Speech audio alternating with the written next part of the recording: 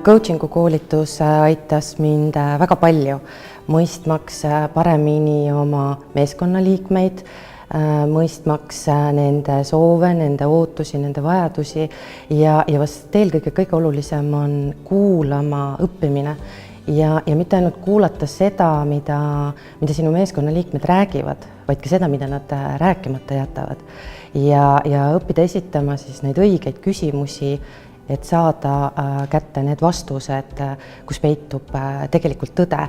Ehk et olles küll juba 15 aastat juhina töötanud, siis sain väga palju uut teadmist juurde, kuidas veel paremini oma meeskondasid eest vedada, innustada ja nendega siis koos edasi ühiselt eesmärkide poole liikuda. Ma arvan, et coachingu programmis osalemine tuleb kasuks absoluutselt igale inimesele. Kindlasti mitte ei pea arvama, et ma nüüd käin programmis, õpin ära ja asun coachina tööle, vaid tegelikult on inimene tervik ja coachingu programmi läbimine annab sulle väga head oskused saada paremaks juhiks. Aga kuna inimene tervik on, siis tegelikult tulevad need oskused kasuks ka igapäevaelus, suheldes sõpradega, partneritega. Ehk et tõepoolest see on igati kasulik oskus, teadmine, kogemused, mida oma arenguteel kasutada.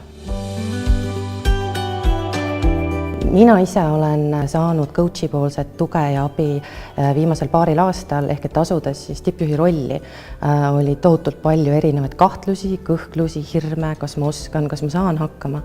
Ja seda tuge, mida mina coachilt sain, mõistsingi ma, et tuleb tulla ise siia ka õppima ja olles väga coachingu usku ja uskudes nende meetodite toimimisse, tänaseks on kõigil Häirekeskuse juhtkonna liikmetel oma coachid, kes neil aitavad kasvada ja areneda saamaks paremateks juhtideks ja olla head eestvedajad oma meeskondades.